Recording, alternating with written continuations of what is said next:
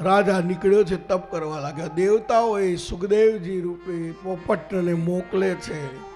પેલો બ્રહ્મણે નમઃ બ્રહ્મણે નમઃ બ્રહ્મણે નમઃનો જાપ કરે. પોપટ બોલે રાધે કૃષ્ણ, એટલે મંત્રમાં ત્રુટિ આવી. એટલે તપ છોડી અને ઘરે આવે છે. એટલે પત્ની પૂછે છે કે સ્વામી શા માટે ઘેર? જુઓ એના ગુરુ કોણ છે? દેવર્ષિ નારદ. એટલે ગુરુએ એવું જ્ઞાન આપેલું કે ભગવાન નારાયણનું સ્મરણ કરજે. એટલે પતિ પાસે અનાયાસે 108 વાર નારાયણનું નામ લેવડાવ્યું છે. મારા ભાઈ બહેન, પતિ પાસે ભગવાનનું નામ લેવડાવો.